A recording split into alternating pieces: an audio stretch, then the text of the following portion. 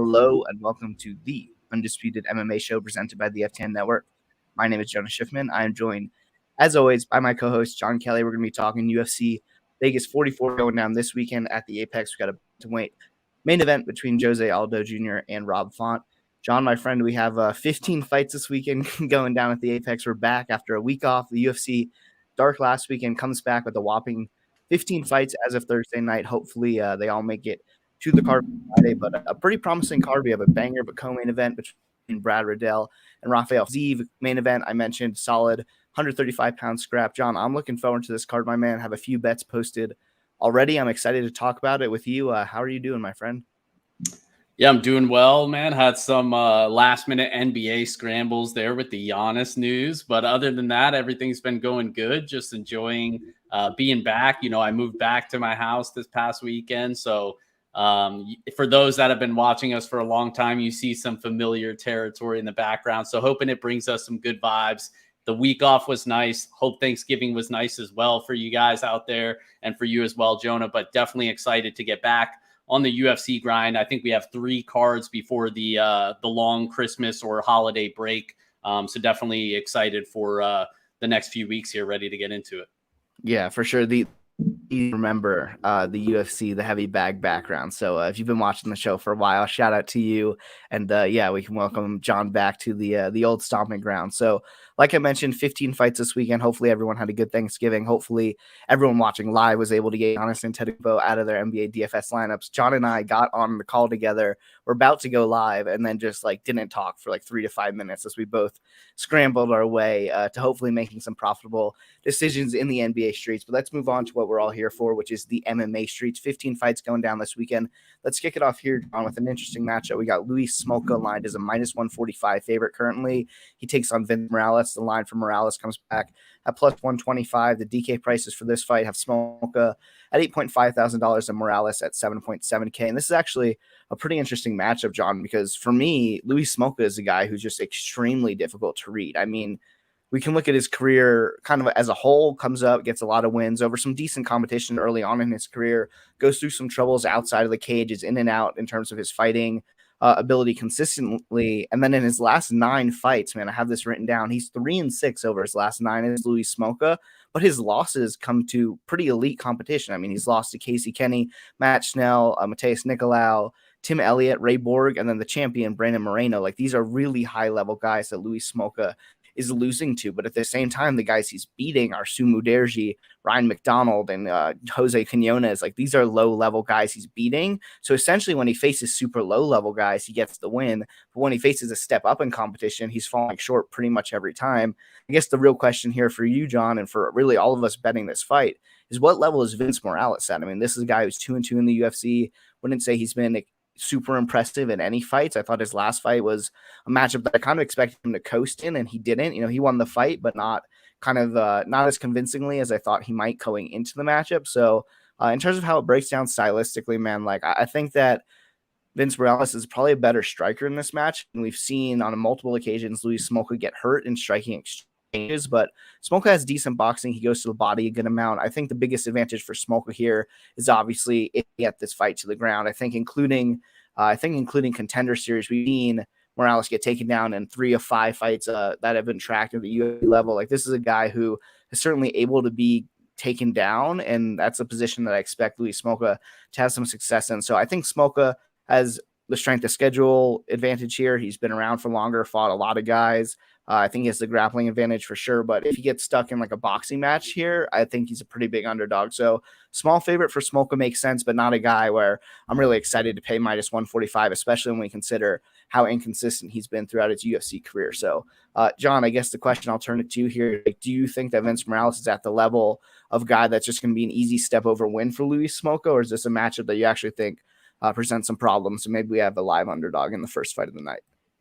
Yeah, I think that's the key thing that you hit on is Smolka loses to these guys that are pretty good, right? And then the guys that aren't very good, he typically handles. Well, I think Morales is somewhere in that happy medium between the two, but I also think he's closer to the lower level than he is to the elite level in those other guys that he lost to. Morales has never been somebody that I'm particularly high on. He's a one-dimensional, basically just a boxer. He does have decent boxing, but he's a guy that's not going to mix in the leg kicks very often. He can't check leg kicks very often. We saw that in the Gutierrez fight, who basically just kicked his leg off for the entire round.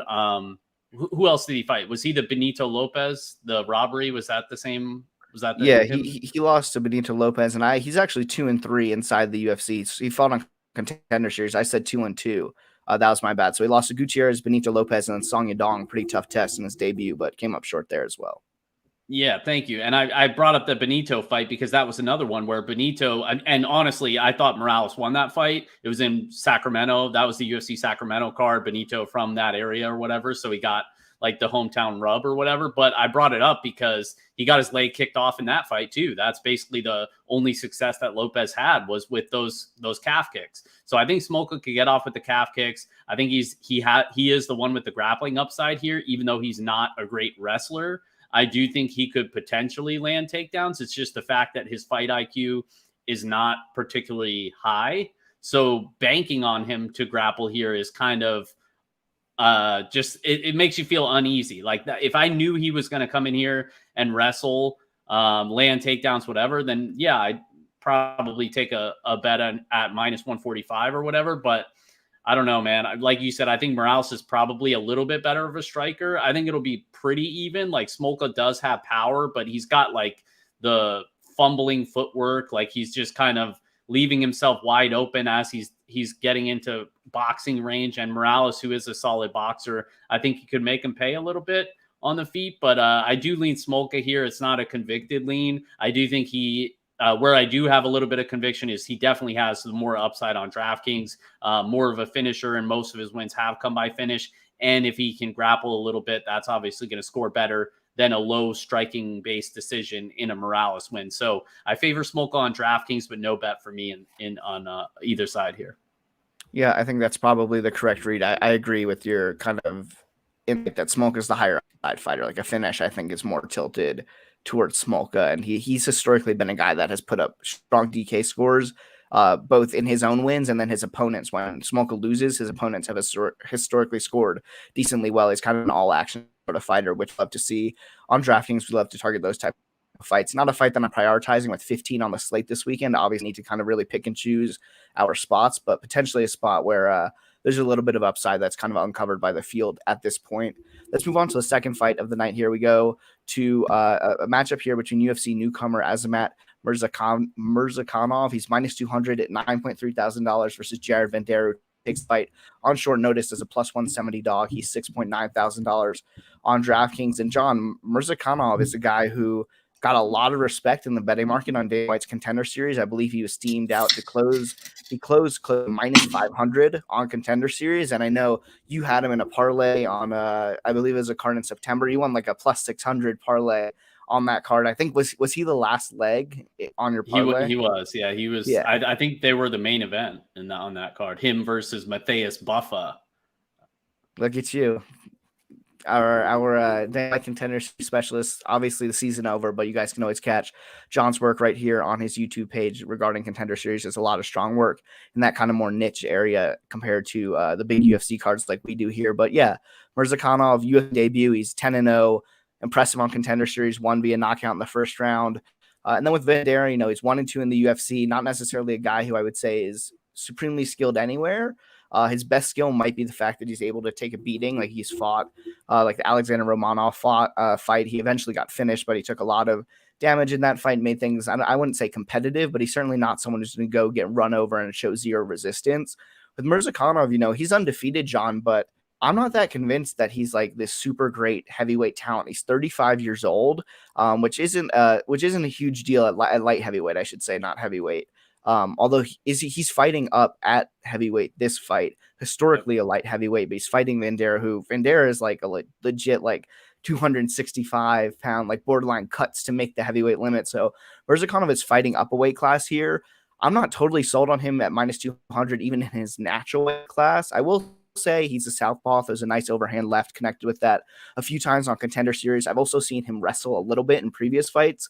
He's only been on a round one twice in his 10-fight career, but he has looked decent late. I wouldn't say he's like a cardio machine or someone that I'm trusting to dominate late in fights, but was able to get his wrestling going even later on in the fight. So I don't think Murzakanov is like this super terrible fighter who I'm like chomping at the bit to fade. And it's a tough spot for Vanderaa on a week's notice, but at the same time, a spot for Murzakanov coming in, fighting up a weight class in his debut. So, John, you probably know more about this Murzakanov guy than I do, considering that you taped him a few months ago. What do you make of his chances here in his UFC debut, up a weight class at heavyweight against Vanderaa?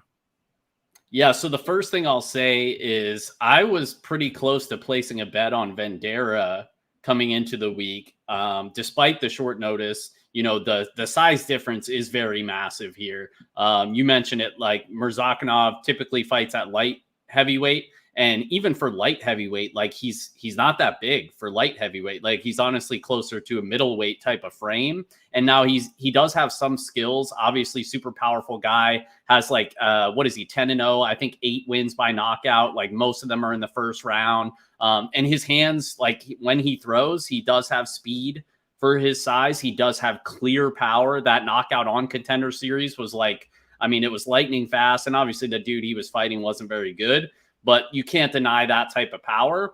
Now, the concerns I have with him is that, like I said, the size difference is really, really big here. Like he's 5'10", I think. Jared Vanderaa is 6'4". You mentioned he weighs in at the heavyweight limit of 265. So the other thing about Murzakanov is he does have some decent wrestling for light heavyweight. Now, I don't know if that's necessarily going to translate to the heavyweight division. To my knowledge, this is, I think he had a catchweight fight, but I don't think he's actually ever fought at heavyweight.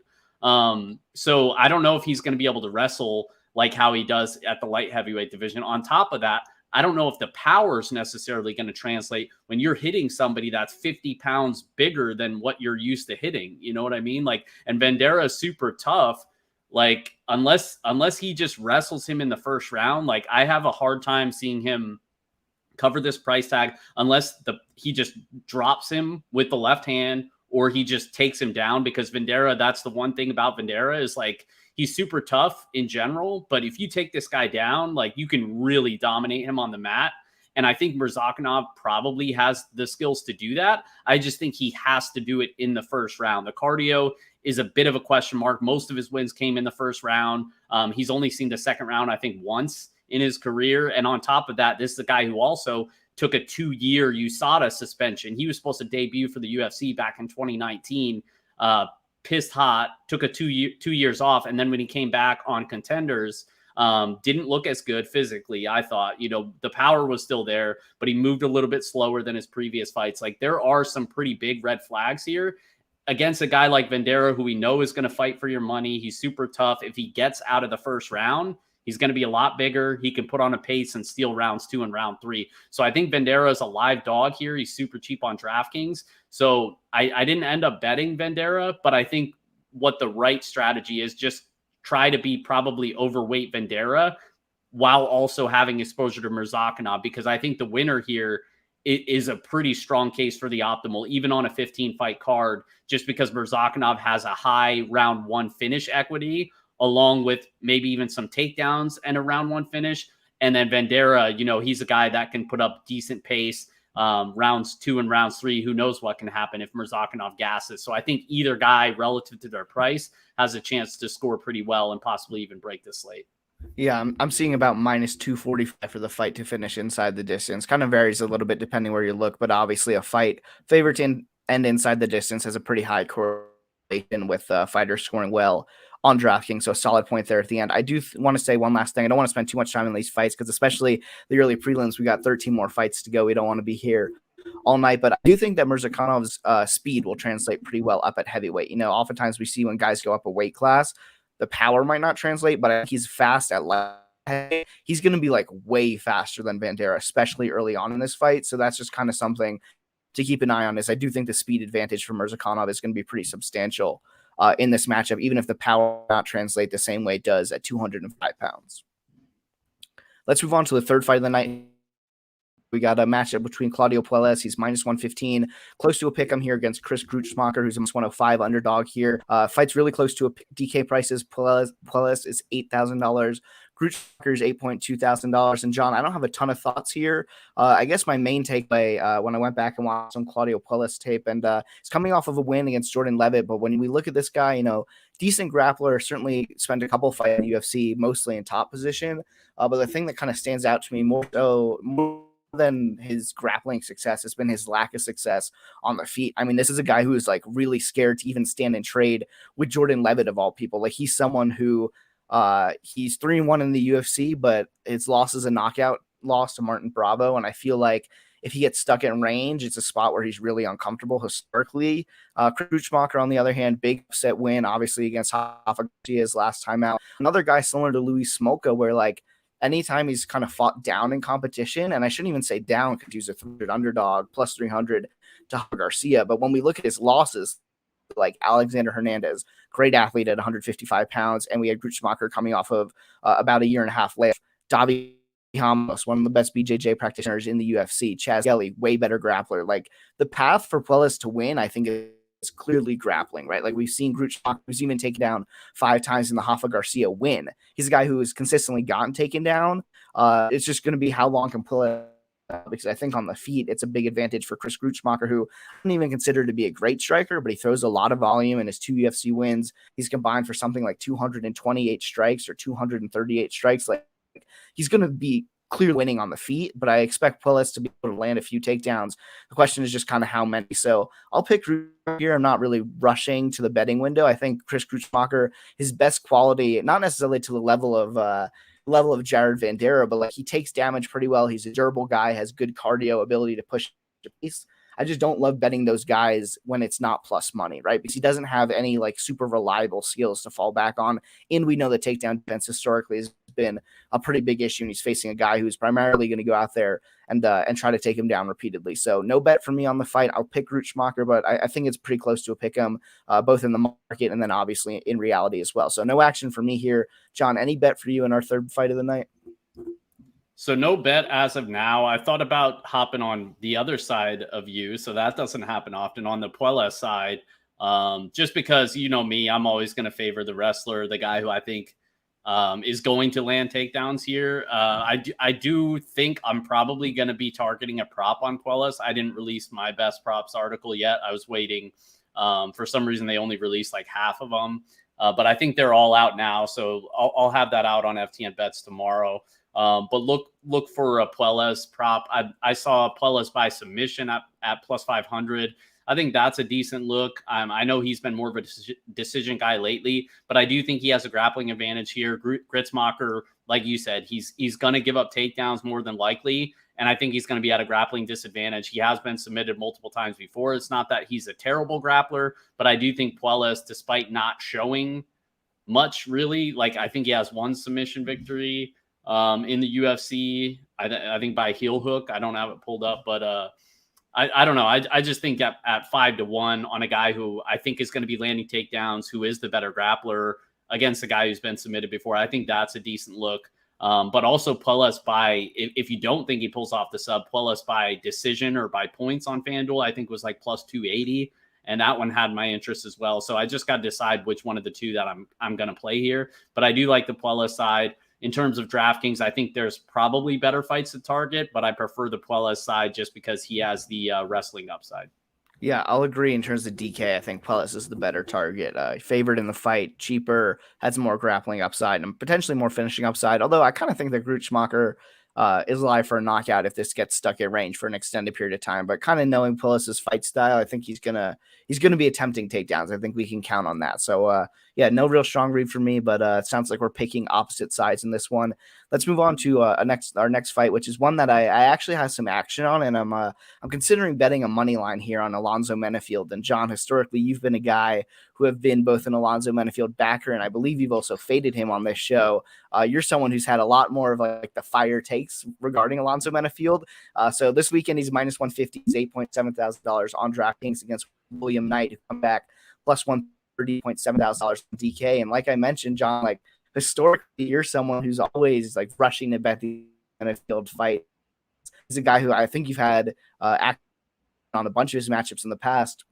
For me, I kind of always look at it and I'm like, Alonzo Menifield, not that interested in betting his fight. Like, guy hits really hard, has a lot of wins early in round one. We've seen him show off even a little bit of the submission skills against Fabio Chiron a fight or two ago. But historically, like, freak athlete, hits hard, but had some cardio issues, was never really able to like dominate a fight in terms of like making it play out at range or in the pocket, wherever he wanted it to be. The Devin Clark fight comes to mind, where he was just kind of defended a lot of takedowns and was kind of stuck in the clinch for long periods of time. Like, just not someone who's able to dictate a lot of where the fight goes. But I think he's like slowly getting a little bit better. His matchup against Ed Herman was one where I thought he looked pretty dominant for a full 15 minutes, which was nice to see. Kind of the first time we'd seen an effort like that out of Alonzo Menifield.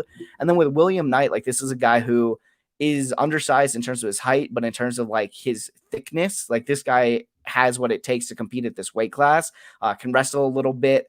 We've also seen him on the wrong end of wrestling, you know, like he hits hard is what I'll say about William Knight for sure. That's the first thing I want to mention. These guys have a common win in the UFC over Fabio Chiron. William Knight knocked him out moving backwards with kind of a check hook in his last time out there. We've also seen him go to the wrestling a little bit. He goes to like the body lock trips, but we've seen him like Da Un Jung landed, I think it was 8 takedowns against William Knight last year. Dominated him there. The bet I have here is I played the over 1.5 rounds. I played that at -150 for I think 3/4 of a unit. And then I also played a little bit of plus money on this fight going to decision at +160 for about a quarter unit. So not a massive bet for me here, about 1 unit combined between the over 1.5 and -150 and the goes the distance. My read in this fight is just like, yeah, these guys both have finishes, but if we look at both of them, specifically William Knight, all 3 of his UFC fights have like very clearly been fought at a pace where I would say the fight to head to the scorecards would be a massive favorite. Like, even in his last fight where he knocks out Fabio Chiron towards the end of round 1, it's just kind of a one-punch KO where you're moving backwards. Like, there was not much action leading up to it. He's probably losing the fight leading up to the knockout. And then with Alonzo Menifield, historically, like, this is a guy who carries a lot of power early on in fights. But if he doesn't knock you out in the first round, like, he's fine going to decision. It's almost to the point where like he's cognizant that he has had people doubting his cardio in the past, and we've seen him slow down, that I think like he's comfortable going out there and hunting early finishes. But if he doesn't get them, he kind of has made a conscientious decision to like, let me slow down and make sure I have gas to go the entire 15 minutes. So I think a sneaky over here is pretty solid. You look at both of these guys, massive dudes, jacked out of their minds, have one punch KO power. I think everyone is looking at it under 1.5 rounds, but I honestly think this goes over 7.5 at a pretty high clip. So played that. And then I'm considering the Alonzo Menifield money line here, but John, I might need your opinion on the fight before you're getting involved with the money line in an Alonzo Menifield fight. But kind of just feel like he's the better fighter pretty much anywhere this fight goes outside of being on bottom. But I don't know. How often do we expect William Knight to spend time on top in this fight? John, any read for you here in Menifield versus Knight? Yeah, I don't know why you would want my opinion on a Menifield fight. This guy has like lost me more money than any other UFC fighter. I mean, I think I cashed like 1 first-round knockout prop on him in one of his fights early on, but like since then, he's just been like a dumpster fire for me.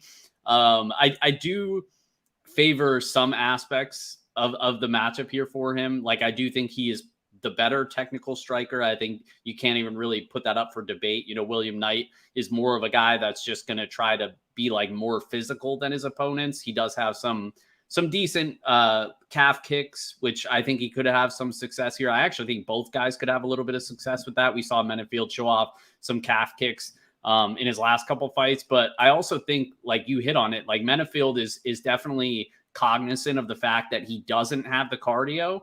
And he's gassed out multiple times, especially in his first few UFC fights, to where now we saw, was it his last fight or the fight before that, where like he even at times would have his opponents stunned. And instead of like, where early on in the UFC, we'd see him just unload the clip and go all out for the finish. And then if he didn't get that, he was like done. And so now we're kind of seeing him be a little bit more patient now, a little bit more smart. And that's good. But at the same time, like, his cardio still isn't great. And the biggest thing with him is like the fight IQ. My God, the fight IQ is a massive problem here. Like I'm not betting him at the money line. I think Knight's live, just in the sense that like he could do a lot of the things that could give him Menifield problems. Like Knight likes to cage push his opponents. Menifield just invites people into the clinch, sometimes takes people into the clinch himself, even though that gasses him out even quicker. So like there are avenues to where Knight can just wear on him, even if he's probably not going to be able to take him down. Because I do think Menifield has shown some solid takedown defense, especially early in fights before he gasses out. If Knight can't get him to the ground, but we just see a lot of cage push, a boring fight where nothing really happens, and then Menifield gasses out a little bit more than Knight, maybe Knight trips him in round 2 or round 3 and gets on top, like you said, then I think Knight's pretty live for a knockout. Outside of that, like, if Menifield, this is Menifield's fight to lose. Like if he fights the right game plan, he probably wins here. I just don't personally trust him to fight that game plan. In terms of DraftKings, Menifield's typically one of the most owned fighters almost every time he's on the slate. And I actually think I'm going to take an underweight approach here. Obviously, both guys can win by knockout, but if he's going to be one of the most owned guys, I mean, there's just so many ways that he could bust here. We've seen it happen repeatedly. So I'll have a little bit of both sides, but kind of taking the cop out approach, a little bit of both guys so that they don't absolutely bury me if someone wins by a first round knockout, but kind of hoping, like you said, for the over 1.5, hopefully goes to decision and we see a low score on DraftKings for the winner, regardless of who it is. Yeah, I'm glad you brought up DK here. Just last point before we move on to our next fight is I think Alonzo Menifield is a guy who is kind of as boom or bust as in terms of DFS scoring, right? Like if he wins, oftentimes if he wins early, it's going to be a knockout in round 1. It gets 90 point for a first round finish. Knockdown as well. Like he's going to put up a ceiling score probably optimal. But even if he wins the fight over the course of a decision, he doesn't throw that much volume. Like the Ed Herman fight was his most dominant win in the UFC over the course of 15 minutes. And how many strikes did he land against Ed Herman? Like 93 with 1 takedown. Like that's not getting you there on a 15 fight slate. So historically, we want to target these guys who are boom or bust. But a massive part of MMA DFS and GPPs in general is like leveraging ownership. And if we think Menifield's going to be one of the most expensive fighters, or I should say most owned fighters on the slate, and he fails at a pretty solid amount of time, and when he fails, you're like completely dust with him. And like he might as well lose at that point. It makes for a spot where I want to fade. And I like the over kind of intuitively myself. So I'll be underweight on both guys. I guess Knight has some wrestling upside, but I'm not that sold on the fact that like William Knight is going to be landing multiple takedowns against a lot of guys that are UFC caliber at this point. Just seems like a guy who gets by mostly on strength as opposed to having like an actual solid takedown approach. So those are our thoughts on the Menifield versus Knight fight. Let's move on. We got Cheyenne Vlismas, aka Cheyenne Buys, or I guess not aka, formerly known, I should say, as Cheyenne Buys. She's a minus 190 favorite this weekend against Mallory Martin. Martin is plus 160. Vlismas is minus 190. DK prices for Cheyenne Vlismas is $9K. Mallory Martin is $7,200. I'll go quick here, man. We got a lot of fights. I don't have a huge take on this fight. I think it's a really tough one to bet from a money line perspective. Cheyenne, we saw her in her UFC debut, kind of got thrown around with that head and arm throw by Ruiz for like a full 15 minutes. Mallory Martin, decent wrestler. I can't lay a minus 200 price on Vlismas if I know that that's a possibility that she's on her back for massive amounts of time. And then on the other end, it's like a very classic binary fight. Like if Mallory Martin can't land takedowns, I mean, this girl is getting her face absolutely boxed off by Hannah Cyphers. Like being a world of trouble.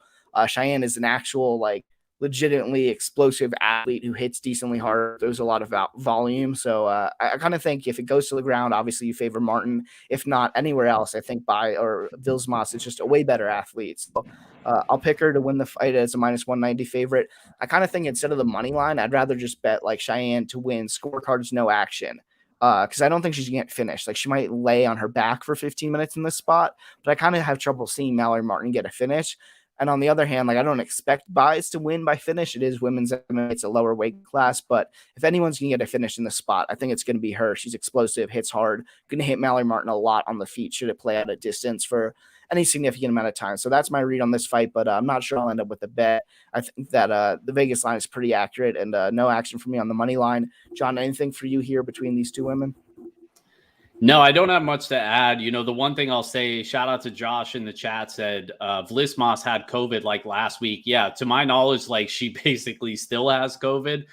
There was an article 2 weeks ago. They mentioned this on the Dogger or past podcasts. Cody Saftik brought it up. Shout out to those guys. But basically, I went back and read the article because I didn't know about it. And I went back and read it. And it basically says like, and this was just 2 weeks ago to the day, she said, yeah, I'm still not fully recovered. It attacked my lungs pretty bad. Like, this is basically the dumbest thing I've ever done is take a fight this close when I'm not ready to fight. Basically, like I still can't breathe, but I'm just going to fight her and try to do my thing and get the finish.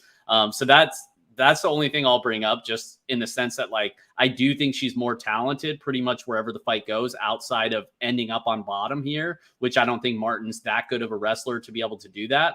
But if Vlismas gasses out here, she could be in trouble. So I just bring that up in the sense that like she definitely shouldn't be a parlay piece, nothing like that. And I think she's a little bit too expensive on DraftKings either way, outside of an early first round finish, which like you said, I agree is probably not super likely here. So don't have to spend too much time on it. I think it's an easy stay away.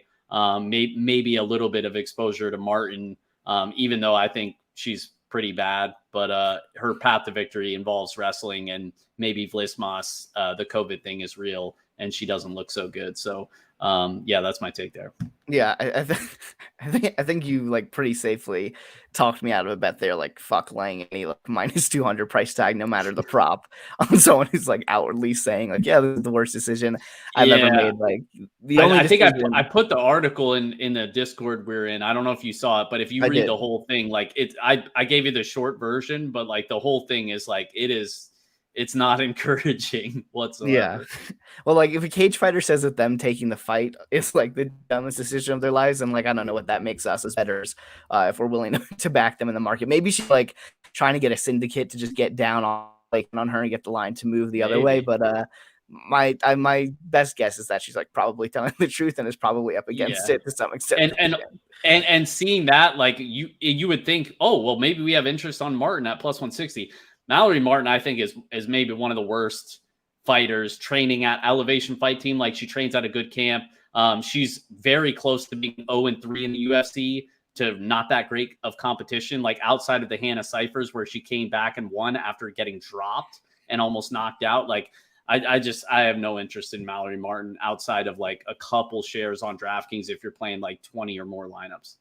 Yeah, that makes sense. Let's move on here. We got Jake Matthews currently minus 180. He's $9,100 on DK against Jeremiah Wells, who's coming off of an impressive UFC victory. Obviously, he knocked out Orly Alves in the second round. Jeremiah Wells plus 155. He's 7.1K. And John, I've gone first on like the first 5 fights here. I keep stealing the spotlight, but I certainly don't want to do that. Jeremiah Wells is he's a PA guy. I know you're a PA guy, so I'll let you go first here. Give me your thoughts on Jake Matthews versus Jeremiah Wells this weekend. Yeah, I'm gonna have to go big screen for this one, bro.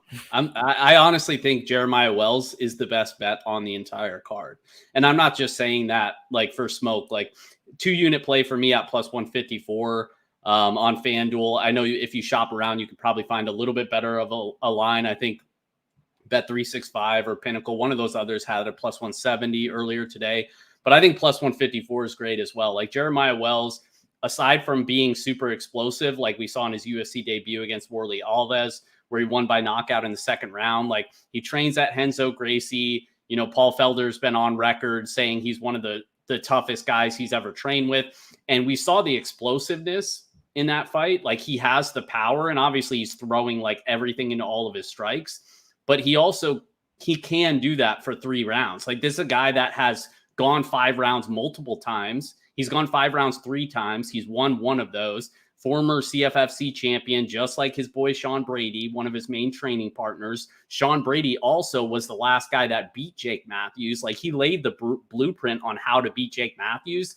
And Matthews is a guy that's just historically underwhelming. Like he's kind of okay everywhere, but just doesn't do enough. Like his striking's not bad, but he leaves himself open to counters. Like he leaves his hands really low. I think he could be countered here. If Wells catches him with one of those counters when he's putting everything into it, I think he's knocking him out here. Outside of that, I'd like, if he doesn't win by knockout, I think we see a top time clinic here. Jake Matthews is a guy that I think I've said it before. I call him a fake black belt. Like he does have a black belt in grappling, but obviously there are levels to this. I'm going to take the black belt out of Renzo Gracie here.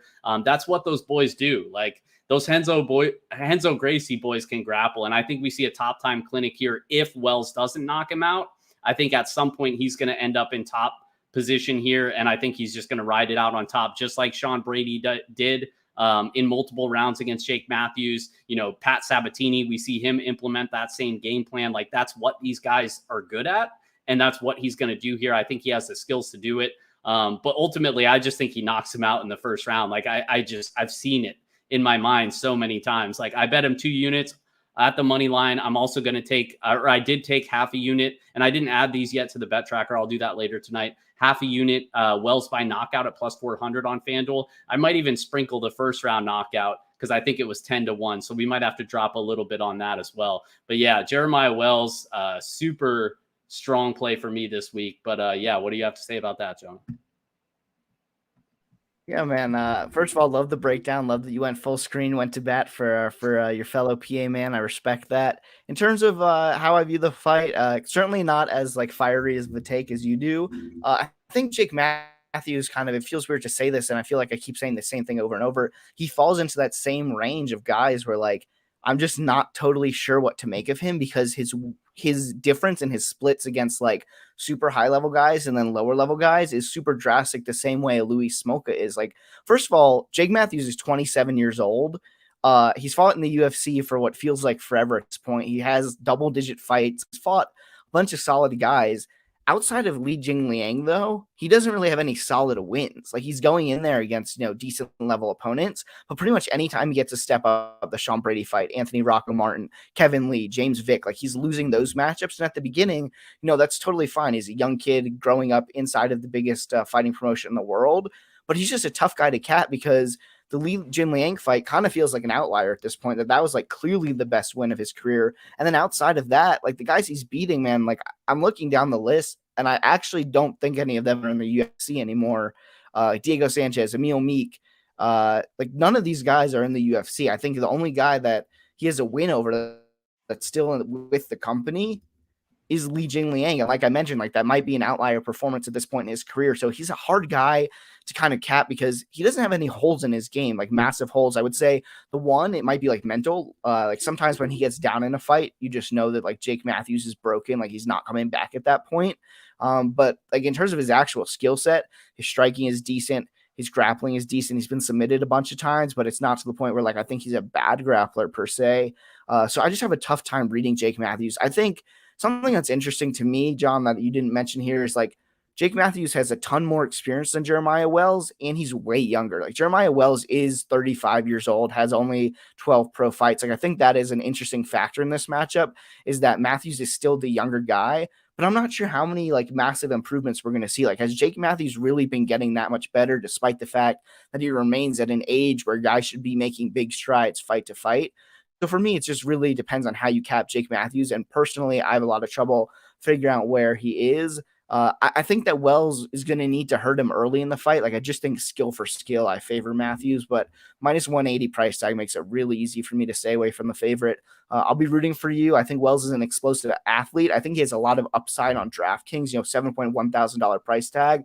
Like, this is a guy whose upside is a first round knockout. Like you're mentioning, like you've always been trying to bet him. You see the vision. Like, I don't know if I see the vision, but I see a situation where a decent amount of his win equity, and I'm not saying he's like first round knockout or bust, a decent amount of his win equity comes via like knockout in round 1 or knockout in round 2, similar to what we saw in the Worley Alves fight in his debut. So pass for me. I think that Wells is an interesting underdog, just $7,100 on DK. John, anything to add from you here, or shall we move on to the next one? Yeah, just real quick. I was going to say, I think that's the biggest thing is like most people think he's just a knockout or bust fighter, and he's not. Like, this dude is a black belt under Renzo Gracie, and his training partner literally just had eight minutes of top time against Jake Matthews. Like, I think he's, if we don't see the knockout, which again, I think we do, but I'd actually rather see him control Jake Matthews, who, like I said, is fake black belt, was submitted by James Vick. His black belt should have been snatched at that point. But yeah, I'm going too much on Wells here. Like I said, I think he's the best bet on the card. So yeah, I'm riding or dying with the Philly boys this weekend. You got to respect that. So let's move on to our next fight here. And this is one that I actually haven't done a ton of tape on. It's a relatively short notice fight. This fight was made earlier during fight week. We got Brian Bam Bam Barberena currently just over a pick'em. He's minus 115, which is a little bit of a surprise price at first glance. He's $8,400. He takes on Darian Weeks, who's 5-0, making his debut this weekend in the UFC. Smallest of underdogs at minus 105, $7,800 price tag for Weeks. And I got to be honest, I actually haven't had the time to go back and watch a ton of Weeks' tape, mostly because I pushed this fight to the last for my preparation this weekend with 15 fights. I just knew that this was going to be a spot on passing, and I'll just quickly tell you why. First of all, really tough to bet a guy like Darian Weeks coming in short notice with only 5 fights under his belt. Like, you got to be pretty talented for me to want to take a stab on you, or a pretty big underdog with those situations. Like, just a tough spot to come into. Not a lot of experience fighting a guy who's been in there with like guys like Vicente Luque, and you're taking the fight on fight week. But what I will say is that Brian Barberena is a guy who I think there's kind of like this myth out there that Brian Barberena is still this like guy who can compete with the top of the division. And when I go back and look at him, man, like he has 1 or 2 wins, I should say, since 2018.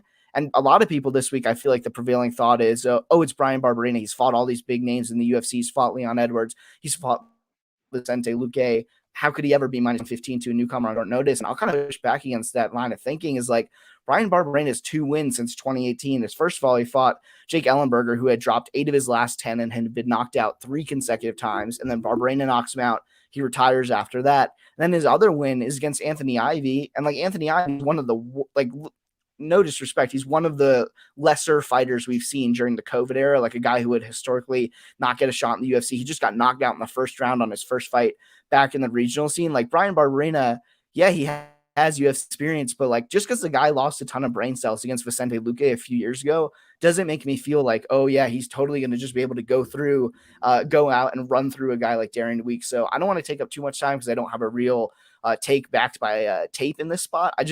I'd be careful backing Brian Barberena if the only thought process is like, oh, this guy's been around forever. He's UFC caliber. How could we not bet him at a pick'em price against a newcomer? So pass for me. I'm going to go back and do the work on Wells probably later tonight. I just know there's like a 99% chance I don't bet this fight. Just a really tough matchup for week on short notice. But yeah, Barberena, man, I don't know. I'd be careful trying to trust this guy too much with my money. John, were you able to go back and watch a bunch of Darian Weeks tape? Obviously only 5 fights on his record, but any useful information you got for the people? Yeah, so I didn't have to because this is another contender series guy. Yeah. So he was actually supposed to fight Josh Quinlan a couple months ago. He was supposed to be a main event on Contenders. So I taped him not that long ago. So I actually just went back and watched, I think, one of his fights, but pretty much remembered taping him, so didn't have to dive too deep into it. He's a guy that I wasn't impressed with in going into that matchup against Josh Quinlan. I was actually going to bet Josh Quinlan there. And I think Josh Quinlan would have won for what it's worth, but Weeks is a guy who just really isn't that good. Like he turned pro, long AMI career, but he turned pro just 2 years ago, very inexperienced. I think he's just 5-0. Does have a little bit of a wrestling background, which that's typically how you beat Brian Barberena. Was taken down 8 times by our boy, undisputed favorite Jason Witt. Shout out, one of the goats the out gorilla. there. Shout out. That's right. But yeah, I mean, that's clearly a path to victory for him here is just lean on that wrestling, take him down. Outside of that, like he doesn't really have any advantage here aside from just being the younger fighter who isn't shot, but I just don't think he's very good. Right. Brian Barberena, like you said, like this is a guy who used to go to war with guys like Vicente Luque, give him competitive rounds. He's had a couple other fights in the past, but man, those fights, the damage he took in those fights has really seemed to catch up to him. On top of that, he's had like multiple big surgeries. He looks like a shell of himself. And I know that's like kind of a cop out, but it's just the truth, man. Like he does not look like the same fighter. Even in that last fight that we saw, like I can't put my money anywhere near this guy, even though the line is like super tempting, honestly, because Barberena, you would think, just handles Weeks here. But man, I wouldn't be surprised if Weeks just totally memes him this week. I'll have some exposure to Weeks just because he does have early finishing upside if Barberena is completely shot, or he has wrestling upside. So I think he's my preferred play on DraftKings. Outside of that, I'm not going to have much exposure to this fight, though. Right. And I oftentimes think that stuff like outside the cage, not that like injury stuff is narrative based, but I just don't like to put a stock into stuff that I can't quantify, right? Like we can't tell exactly like what Brian Barberena is outside of the octagon, like what his health complications, how much they actually affected him. But then like you go out and see him, and I know we love Jason Witt, we make jokes about Jason Witt, but like Brian Barberena is a guy who historically, I wouldn't say he was super talented, but when he was at his peak levels, he was very like reliant on being ultra durable and being able to just like go out there and slang it out with like Vicente Luque. You know what I mean? Like he was able to do that. Super tough guy. Has now, like, when you're getting knocked down by Jason Witt, that makes me feel like, all right, we might need to like pump the brakes. This could be like a serious decline. So it's not that I hate backing fighters coming off of injury or whatever. It's just like when you're so reliant on like your hardware as a fighter and that starts to disappear, it's not like Barberena has like a crazy skill set that he's going to be able to kind of reinvent himself as a fighter here and point, fight, or wrestle. Like he's very much a brawler. And when a brawler starts to deteriorate physically, it's a tough spot to be in. So yeah, pass for me. Do think the line is interesting, but yeah, I would urge people to kind of stay away from that fight. Seems like a really tough one to call unless you feel like you have a really strong take on it, which by all means, do not let me talk you out of a bet. Let's move on to the next fight here. We got Manel Kape, minus 270, John. He takes on Zhalgas Zhumagulov, who comes back plus 220 currently. DraftKings prices for Kape is $9.4 thousand, and Zhumagulov is 6.8K. I'll go quick. No bet for me in this fight on the money line side. I think that Manel Kape is like skill for skill. Technically, I think is a way better fight than Zhalgas Zhumagulov.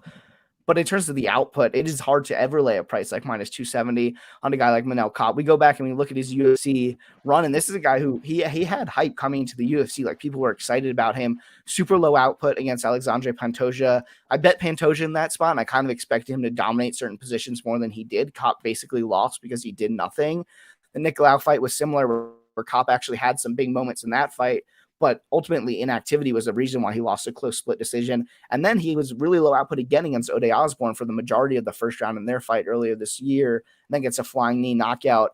I kind of think that the over is pretty solid here. Zhalgas Zhumagulov, historically a pretty durable guy.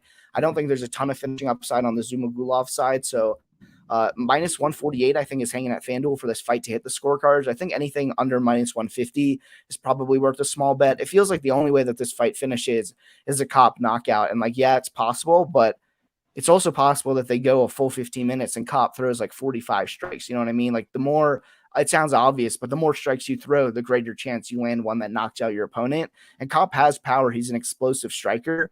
He just doesn't give himself a ton of opportunities to win via knockout. So I think that the goes the distance is solid here. In terms of the money line, yeah, Kape's a better fighter, but 75% implied for a guy who like literally might throw 15 strikes around is a tough pill to swallow. And I'm not that inspired to bet a guy like Zhumagulov. Hasn't shown a ton at the UFC level. Win over Jerome Rivera, which calling him UFC level, I think would be a little bit more kind than is necessary. Like I think Jerome Rivera pretty much bottom of the barrel. So prove it spot for Zhumagulov. Let's see if he can get a win against a guy legit at the UFC level. John, any thoughts for you here? Zhumagulov live as a plus 220 dog? I don't think so, man. This is a guy who I thought had a little bit too much respect coming into the UFC. You know, he trains with Habib, whatever, like those Dagestan wrestlers. I just don't see the talent, honestly. Like this dude, like, first of all, he doesn't wrestle nearly enough for a guy that's probably his best skill set. Like he averages just 1.5 takedowns or whatever. And like the dude has typically no control whatsoever. Like I think he's landed 3 or 4 takedowns in the UFC. Of those takedowns combined, he has just over 1 minute of control time across all those fights, including the Jerome Rivera fight, which didn't take long because he subbed him in the first round. But that's like his best skill set. And he can't even like control guys if he takes them down. And he's not aggressively looking to take them down. So really, he's just like winging a heavy overhand right. And that's basically his only move in the striking. So if he's not going to wrestle enough and he can't control guys, then we're just kind of relying on him to win by knockout with that right hand. And I just don't think he has the power to do that, especially against Manel Kape, who I think is going to be a lot quicker, has better footwork, good takedown defense, not a bad grappler himself. So Kape should win here, but this is an easy pass for me. The line's inflated because he knocked out Ode Osborne in the first round with that flying knee. On top of that, like his DK, Sean said in the chat, DK price is a joke on Kape. super expensive, low output guy, which you touched on. Don't have to beat a dead horse here. I think it's an easy fade on both sides on a 15 fight card. Yeah, I agree with Sean. Wanted to bring that up. Shout out to everyone rocking with us live on YouTube. Also, shout out to Sparring with Reality. Agrees with me on the over here, and also little preview. We're gonna have Luke on next weekend for the UFC 269 card. So hopefully he'll join us for that card. Looking forward to talking fights with him for the first time on air. Let's move on to the next fight. We got Dusko Better get Todorovic. those Bush lattes on ice for next week. Oh, you're muted. You're muted, Jonah. Uh-oh. Why can't I hear you? Did we lose you?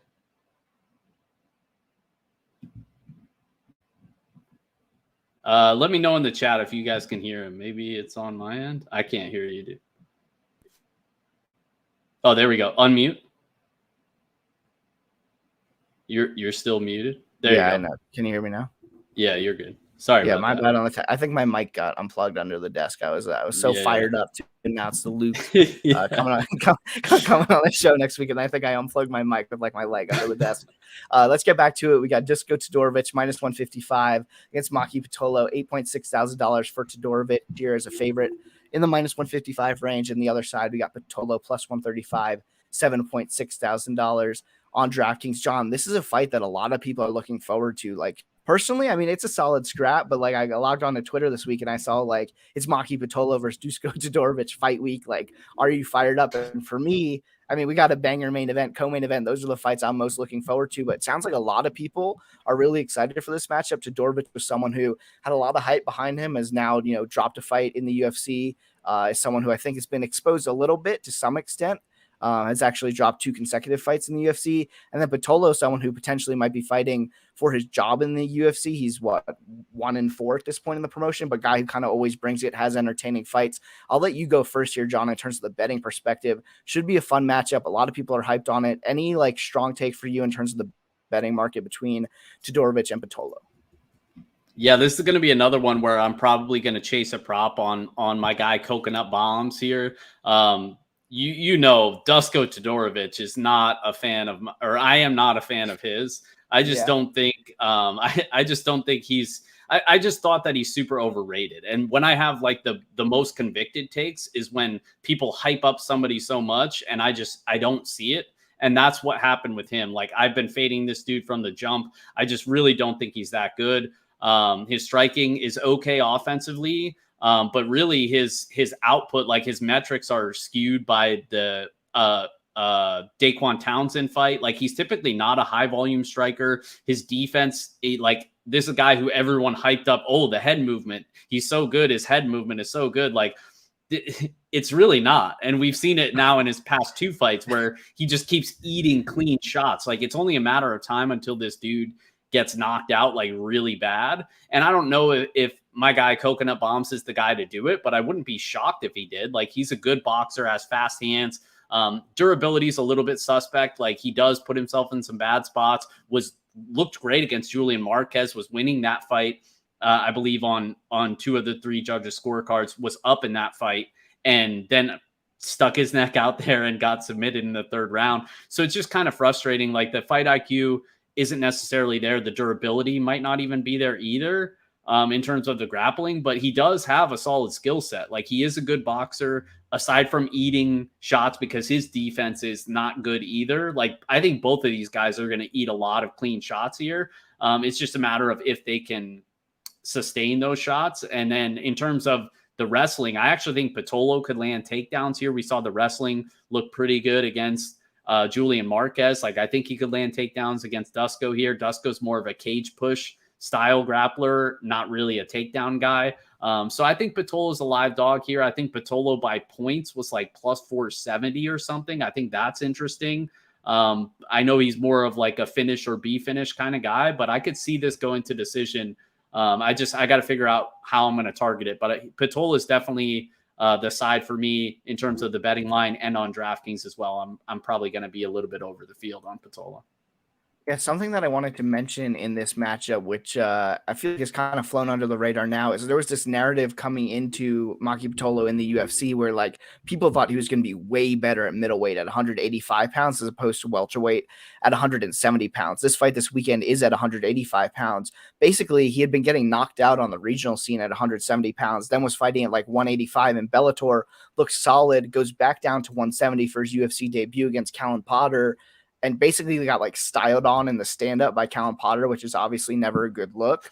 Goes back up to 185, beats Charles Bird, and all of a sudden people are talking about like, well, maybe the weight cut is really getting to Maki Pitolo in terms of his durability over the long term.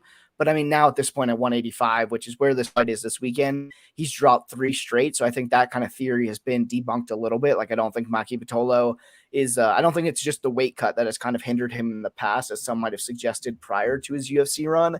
And he just isn't that skilled of a guy, but he also doesn't have a ton of holes in his game. You know, like Maki Pitolo is decent. I think he's going to be able to compete everywhere. I actually think he has an advantage in the pocket here. I think he has more power than Dusko. You mentioned the head movement. Like, people went from saying Dusko is really good head movement to like maybe his head movement isn't that good. And like, there's a chance that like people are just going to start saying it's downright bad. Like, he keeps his head on the center line, man. Hands are down. Like, he's really susceptible to getting hurt. Maki hits hard, you know, coconut bombs is a sick nickname.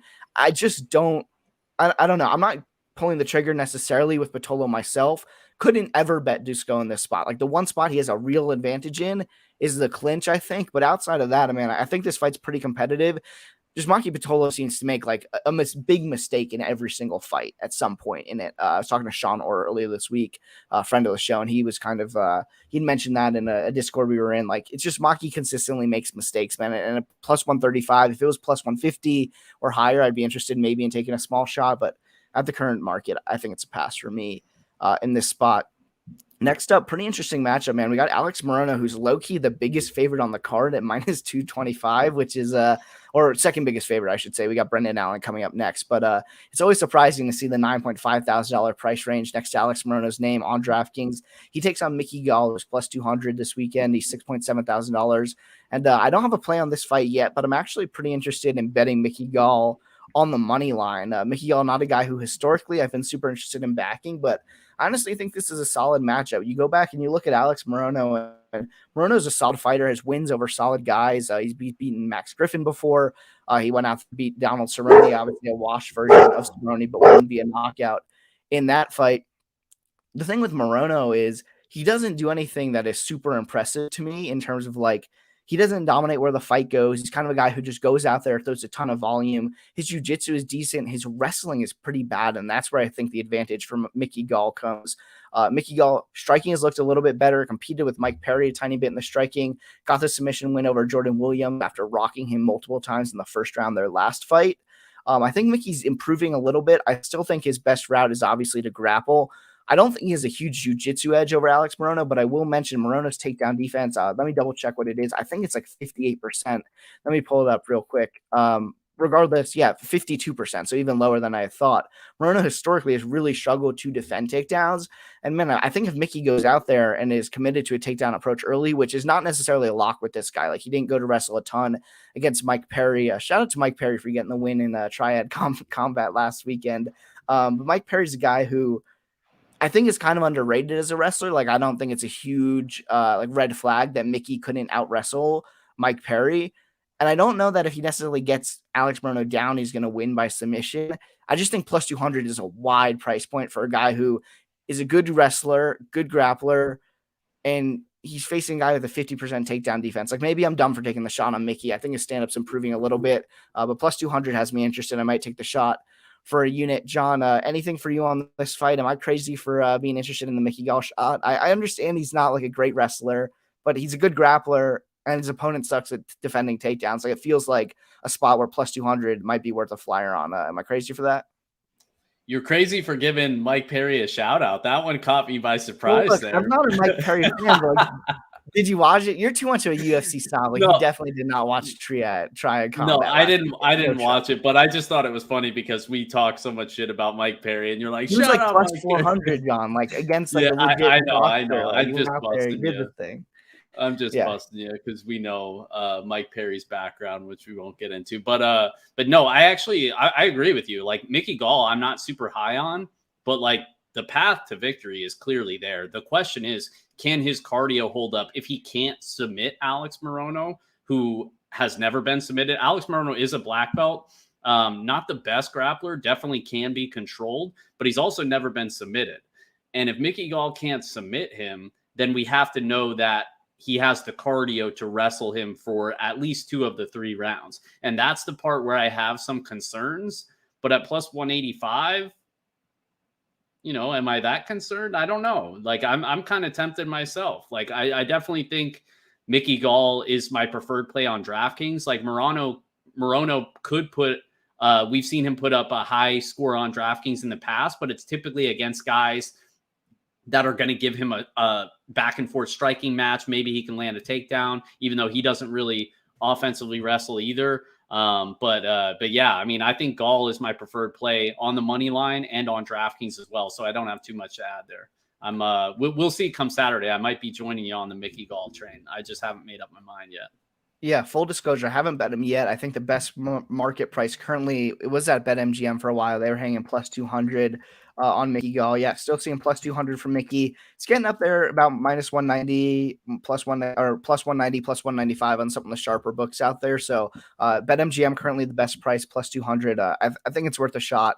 I haven't bet it yet. Potentially it goes up. But yeah, I think I'll have a Mickey Gall ticket this weekend, which never feels great to say, but I actually do think it's a decent matchup, and we're certainly getting a good amount of value at plus 200 or higher.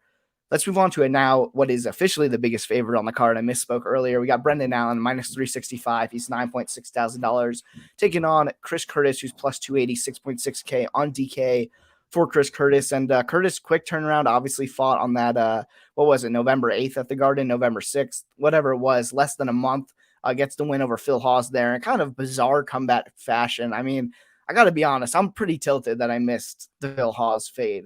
Like, I came on here like simping for Duran win and his like 5'4", like terrible cardio ass. Like, I was simping for him on the podcast. Couldn't wait to fade Phil Hawes. And then he come on and we're like, Chris Curtis isn't terrible, but like probably not the matchup. And then he's losing it basically a 10-8 round. I'm not gonna lie. Like, he's basically getting blown out. I have no bet on the fight. And just all of a sudden gets like absolutely murked.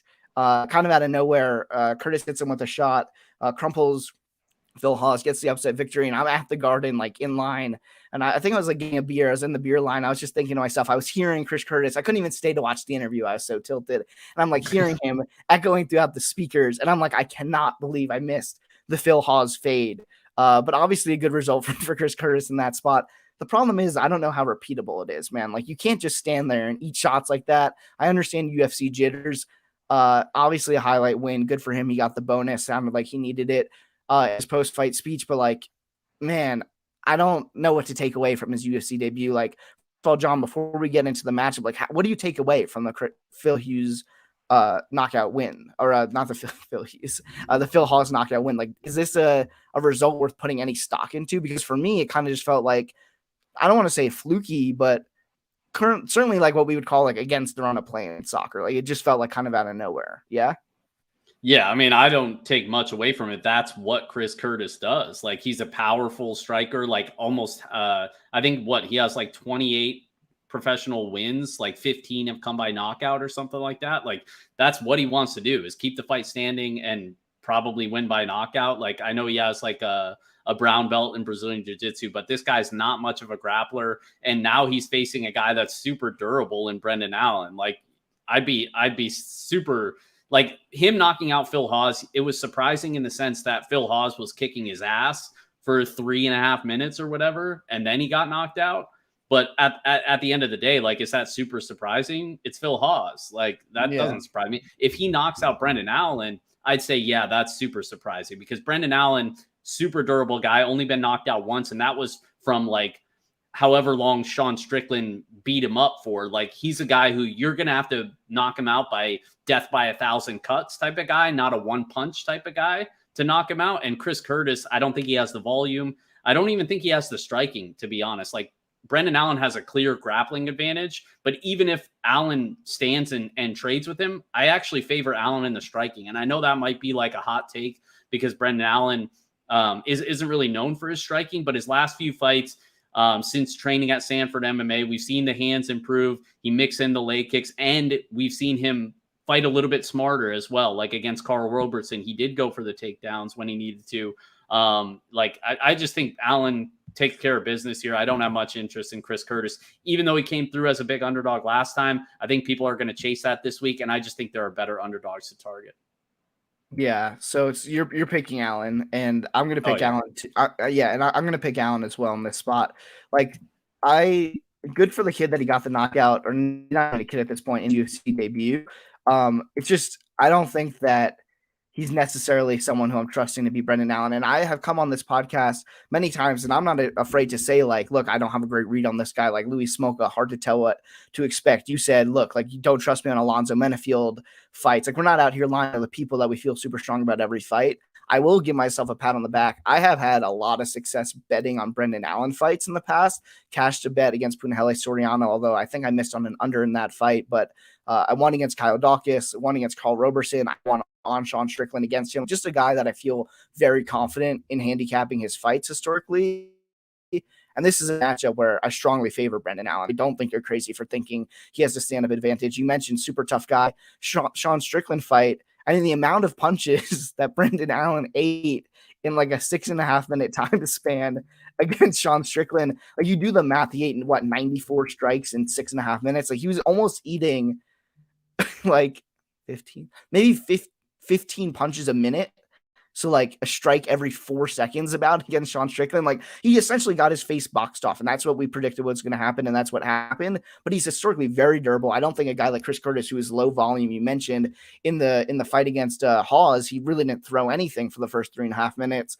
I don't think that's the type of guy who's going to give Allen too many problems in the stand-up. And then the grappling, Chris Curtis has never been submitted, but Brendan Allen, I had some concerns a little bit. I've been a fan of his, but I understood when people are like, oh, he's a little bit position over submission on the mat. He's a guy who gets in top control and sometimes takes unnecessary risks. But for the most part, man, like, Brendan Allen is levels above in the grappling here as well, as he is in most fights. I think this is easy work for Brendan Allen. Deserves to be the biggest favorite on the card, and I think easily projects as the highest scorer on DK as finishing equity, biggest favorite. And 9.6K is a lot to pay, but on a slate where we have 15 fights, I think it's kind of worth paying up for, at least in some of your lineups. I'll probably be overweight to Brendan Allen. I think this is a really strong matchup for him this weekend. John, anything to add here on Allen versus Curtis, or should we move on to Leo Santos versus Clay Guida?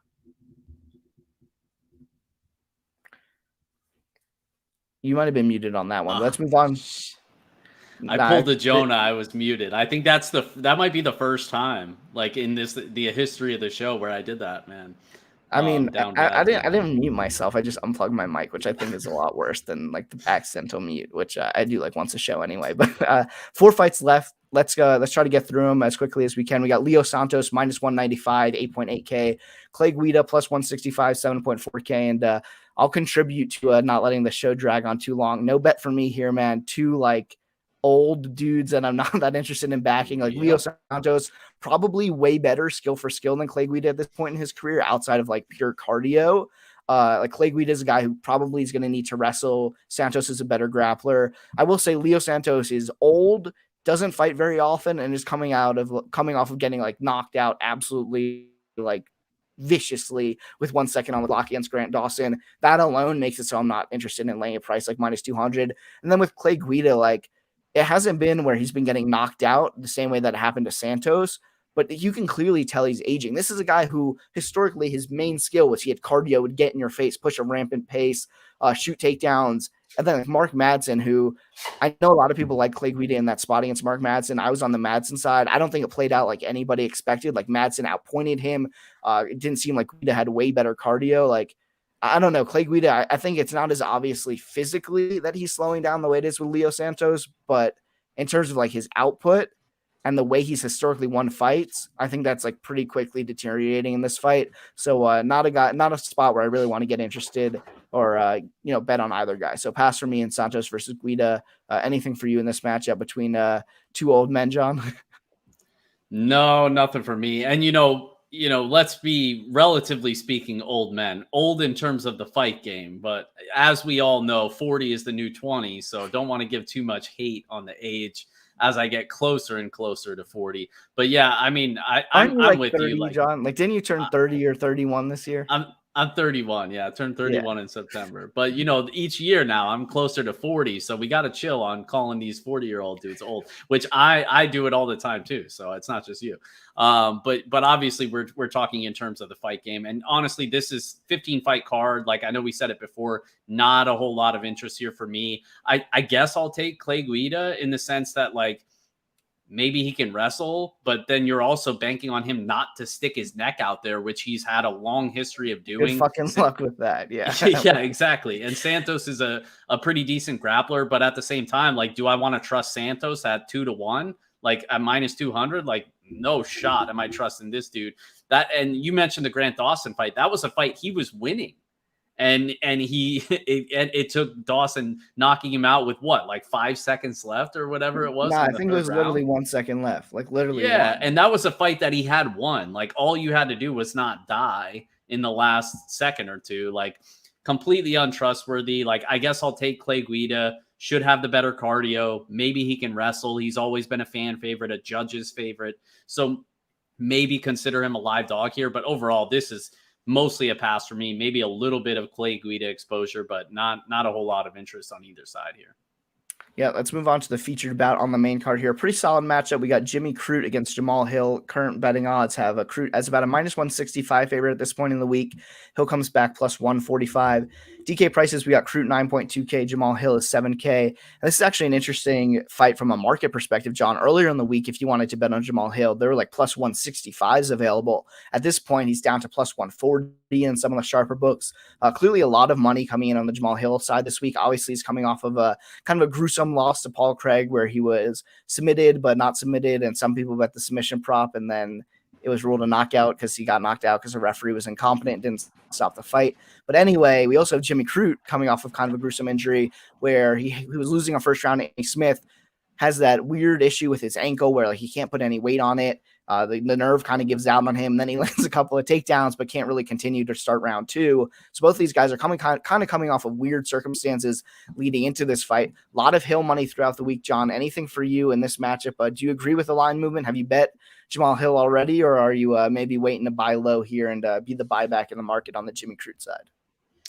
I'm certainly thinking about it, but FanDuel is behind everyone else. Like, they still have it at like minus 185 or something like that. Like, rest of the market is like minus 160, minus 165. That's where I'd be tempted on the Jimmy Crute side. I do think he probably gets the job done here, but it is a tough matchup. Like, Jamal Hill's super tough.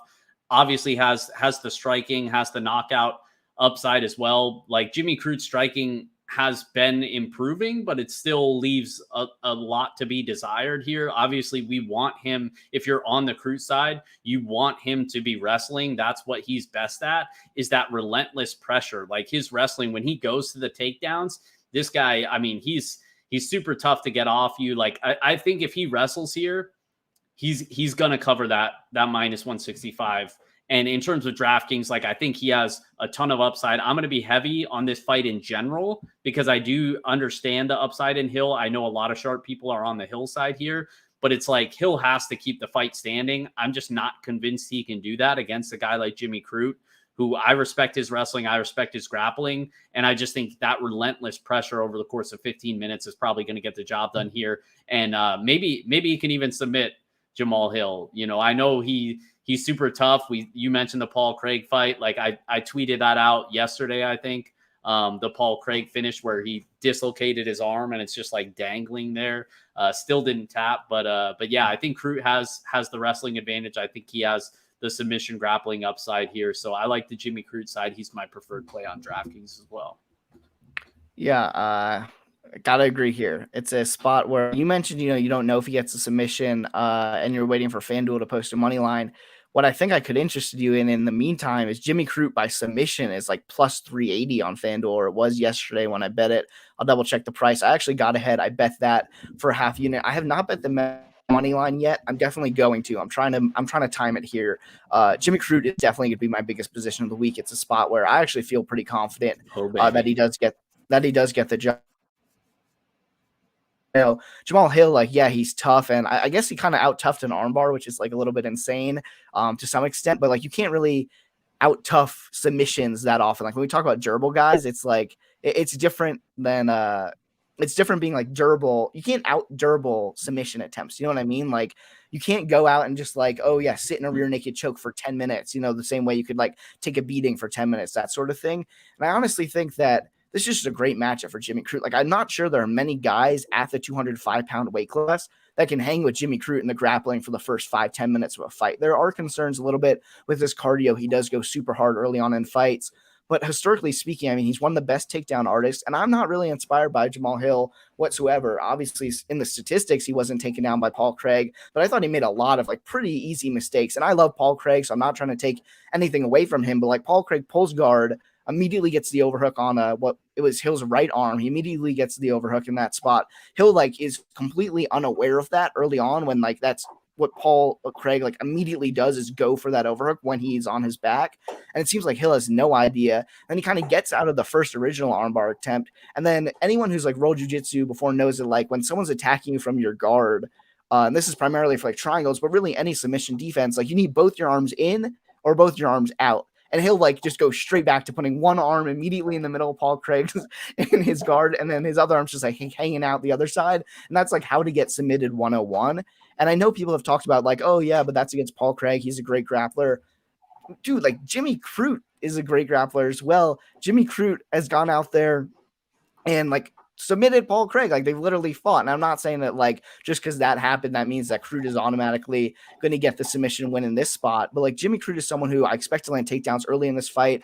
It's kind of moronic in the Anthony Smith fight not to shoot takedowns, in my opinion.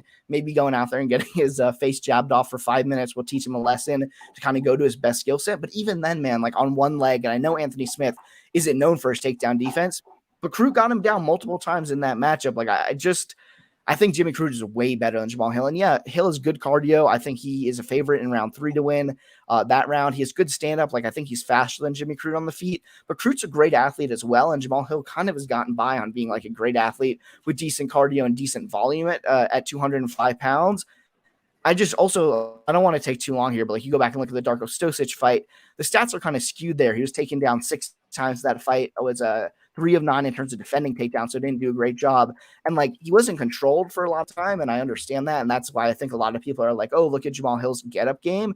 But if you go back and watch the fight, the first takedown that Stosic gets, he literally lets him back up. Like he was in a position where he could have stacked his guard and then steps back and literally invites him to the feet and then like throws a hook at him as he's getting up. And then one of the takedowns comes with like 1 second left on the clock. But when you look at Hill's takedown defense, like he's not immediately going for underhooks. Like he's not looking to sprawl. Like I don't think the guy is very capable of stopping takedowns against high-level wrestlers. So I think Crute's going to get on top. I think he's going to stay on top. I played him by submission plus 380 for a half unit, and I think I'm going to bet his money line probably like soonish, like minus 160. I'm not sure we're going to get better than that. Probably for a unit and a half. It'll be my biggest position of the week. And yeah, I feel pretty confident in Jimmy the Brute bringing it home for the boys on the Undisputed show. So biggest position of the week. Anything from you to add here, John, this light heavyweight bout, or should we move on to the co-main event of the evening? Yeah, the only thing I was going to add was the submission line did tempt me as well. I did see that, but Crute is a guy who like I could see him like having the sub. He also has dangerous ground and pound. Like it could be a spot where like he's working on the choke. Hill's defending pretty well because Hill's not a terrible grappler. And then like he just unleashes ground and pound and knocks him out, gets the TKO stoppage. So I thought about just playing him inside the distance. I actually had it in my slip. And then by the time I went to bet it moved 30 cents in the wrong direction. So I was like, all right, maybe I'll just wait and see what happens here. But yeah, certainly going to be on the Jimmy Crute side with you on Saturday. Yeah, man. Like, I don't know. I think there's a chance he gets the TKO victory on the ground. Like, I agree with you that's definitely a concern. I just thought the plus 380 was worth taking over the inside of the distance.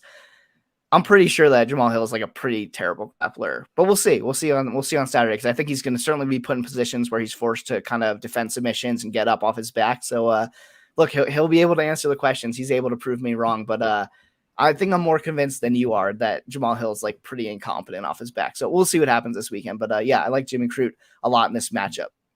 Let's move on to the co-main event. We got a Striker's Delight here with Rafael Fiziev, currently a minus 125 favorite, $8.3 thousand on DraftKings against Brad Riddell. It comes back plus 105 for Brad Riddell. He's $7.9 thousand on DK. This is a spot where I got involved. I bet Riddell, and I think I bet him at plus 105. So about where the current market is. I bet him yesterday just for a unit. This is not a kind of spot that I get invested in a lot. I don't love betting on striker versus striker fights. I'm not someone who feels like that is personally my strength is like analyzing high level kickboxing and deciding who the better fighter is.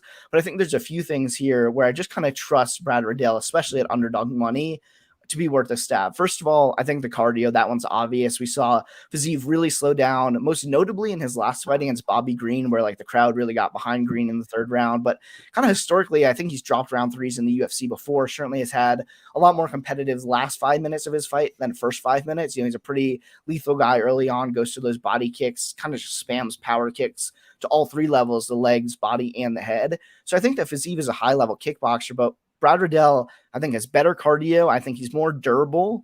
We've seen Brad like go out there against guys who hit pretty hard. We've seen him come back from getting hit. He trusts his chin for sure. Like Brad he's not a guy who avoids getting hit as well as I would like. But as long as Fiziev does like knock him out in the first round, man, I think Riddell is a huge favorite in round 3. I also think the wrestling is advantage to Brad Riddell. I don't think he's super likely to go to it, but he has landed over a takedown per fight in his UFC career. Fiziev's takedown defense is pretty solid, but like in round 3, I think a takedown would come relatively easily for Brad Riddell. I also just think he's the better boxer, right? Like this isn't super high level technical striking analysis, but you just go and look at Rafael Fiziev's fights. He prefers to fight at kicking range. He spams those kicks, and he's a great kickboxer. I just think that Brad Riddell has better hands. Like we've seen the Brad Riddell sequence against Drew Dober at the end of round 1. Like Riddell takes a minute to kind of get his reads down, but once he does, man, he's like an absolute sniper in terms of boxing range. He has a lot of success towards the end of round 1, and then obviously built on that in round 2 against Drew Dober. He's a guy who gets stronger, whereas Fiziev gets weaker throughout the fight. So got in the unit pre-flop here on Riddell. I wouldn't actually be opposed to live betting him. I think we might get a spot where the line is at a similar spot it is currently, maybe even a little bit more plus money on Riddell after like a competitive first round that Fiziev probably wins. But I expect Riddell to kind of take over in that last minute of round 1 and then kind of throughout the rest of the fight. I favor him decently, significantly. I will say that throughout this year, betting on fighters at like very short plus money has not been as profitable as I would like it to be. So I'm a little bit hesitant to lay like big unit sizes here in this price range. Just maybe, I don't know, it might be just a leak in my game at current market, but I just don't know how we see Brad Riddell not being lined as a favorite in this spot. So yeah, I bet a unit on his money line at plus 105. Might take a little round 3 prop. Like I've seen some 20 to 1s out there. Like, Brad Riddell, you could do a lot worse than a really, really solid kickboxer against a guy who's pretty likely to gas out to win in round 3, like 20 to 1. So maybe I'll add a quarter unit or a tenth of a unit, something small on round 3. But yeah, that's my handicap of the fight. I like Brad Riddell this weekend. John, you have not been as intent on fading Rafael Fiziev as I have in the UFC. I think he's kind of proven me wrong most times to this point. I don't know. I think the Bobby Green bet was fine, and I didn't even lose. I went to decision. But yeah, got knocked down. His UFC debut has looked pretty lethal since then, although not a perfect fighter. There are some flaws there. Are you backing him this weekend, or do you kind of agree with me that plus money at Brad Riddell is the side?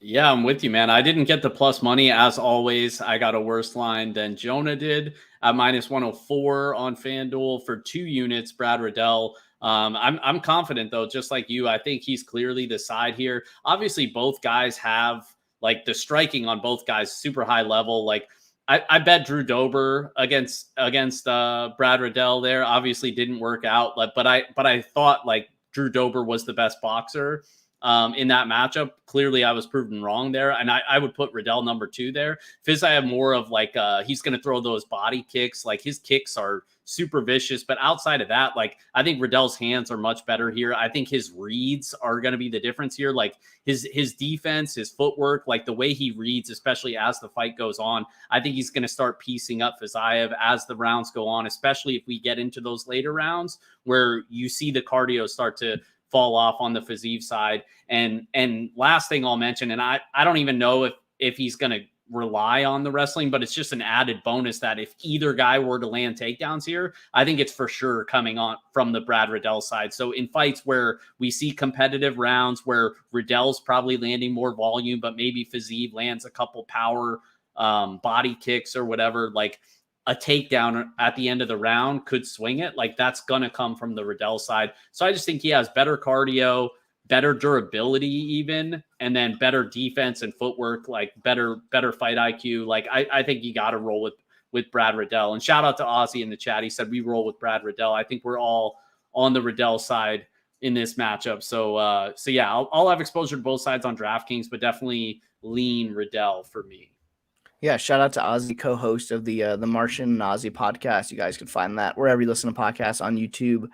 Martian, also a friend of the show. They do really good work over there. That being said, let's move on here to the main event. We got a bantamweight matchup here, one that I'm looking forward to. We got Rob Font currently lined as a minus 145 favorite. He's $8,400 on DK. He takes on the King of Rio. Jose Aldo Jr. is plus 125, $7,800 in this matchup. And look, it's an interesting one because the winner is likely going to be fighting for a number one contender spot in what I think many would argue is the best division in the sport. Rob Font, currently on a 4-fight win streak, goes out there, puts on basically a 5-round clinic against Cody Garbrandt that I cashed on earlier this year. On the other side, Jose Aldo is someone who made his way to a title off of back-to-back losses, fights Petr Yan, was competitive early on in the fight, eventually kind of breaks late down the stretch, as most seem to do against Petr Yan. He's put together 2 wins in a row. I believe I bet against him in both of them, so a guy that I've not been getting right. Wins over Marlon Vera and Pedro Munoz, so has a chance to make it 3 in a row this weekend. Aldo's taken some money throughout fight week. I just wanted to quickly note that. Earlier in the week, you could find him at prices, not even earlier in the week, but I guess like a week or two ago when I was first looking at like the opening markets for this fight, like plus 135s were out there, plus 145s. Those no longer exist. Kind of the whole market is settled into about minus 145 and plus 125 for this matchup. John, any fight, or I should say any bet for you on this main event fight? No bet for me. I think it's probably lined about right where it is now. Like I have Font as a small favorite here. I do think Font is probably the better boxer, especially over the course of 5 rounds. I think he has the better cardio.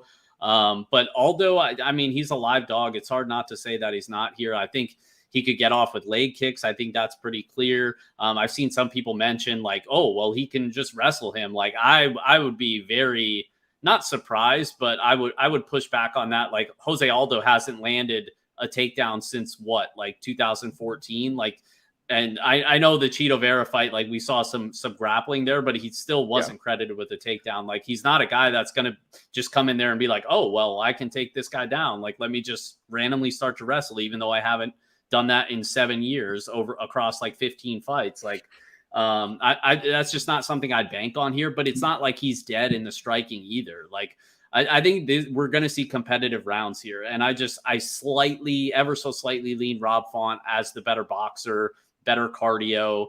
Yeah, I mean, I don't know. It's a close fight. I'm not super convicted either way. I line Font as a small favorite. That's where it's at right now. Obviously Aldo's a live dog. You can get some exposure on DraftKings, but yeah, I guess it's Font, but no action for me. Yeah, I think I don't know if I'll have a bet on this fight. I don't currently have one at the money line. I've seen a lot of people whose opinions I respect coming in on the Aldo side, likely why we've seen the line plummet a little bit. If I had to bet either guy at the current prices, I would lay it with Rob Font at about minus 145. I think if he gets down to like a minus 130 range, I'll pull the trigger for an actual bet in this spot. It's an interesting matchup because I think at this point in his career, I would have said like Jose Aldo is someone who I want to fade over 5-round fights with, which this, of course, is being a main event. And I think he's still capable of winning fights, even against higher level guys in 3-round fights. I've kind of been proved right to some extent where he lost late versus Jan and then wins 2 consecutive decisions. But at the same time, like in the Munoz fight and even the Vera fight, which involves some grappling in the 3rd round, it didn't really seem like Aldo was that close to slowing down. And it might be one of those situations where we saw this with Edson Barbosa as well, where like it didn't seem like Jose Aldo had like a ton of weight to lose. You know, when he's fighting at 145 and then he's moving down to 135 pounds, it might be a situation where like he's paying so much attention to making sure that he can perfect this weight cut. And it is still a serious weight cut, but maybe he's just like simply in the best shape of his life at age 35. Like we saw this with Edson Barbosa moving down from 155 to 145. Obviously Edson came up short against Guida earlier this year, but there was like a period of time where we were like, is this maybe like prime Edson Barbosa all over again, despite it being late on in his career in terms of how the aging curve normally works. Obviously put together a couple of impressive performances. The Shane Burgos win comes to mind. I don't want to get too off topic, but basically like this time last year, I would have easily told you like Jose Aldo's plus 125 in a 5-round fight against a legit top 5 guy like Rob Font. Like I'm easily betting Font in that matchup at better than minus 150. I still favor Font down the stretch. I'm just not super positive. I don't think that Aldo's got the better cardio, I'll put it that way, but I'm not positive that it's going to be a massive edge for Font. So maybe I get involved in the live market if it looks Aldo's slowing down a little bit. And Rob Font's not necessarily a guy who will hit you with the strikes that necessarily like wear you out over the course of 25 minutes. Like Piotr Jan's someone who goes to the body a lot, kind of breaks his opponents down systematically, a lot of cumulative damage. Rob Font mostly fights behind a jab. I do think the leg kicks will be there for Aldo, like you mentioned. Interesting fight. Should be pretty competitive. I'll pick Rob Font, but not a spot where I'm really chomping at the bit to get involved at the minus 145 price tag that we're currently seeing.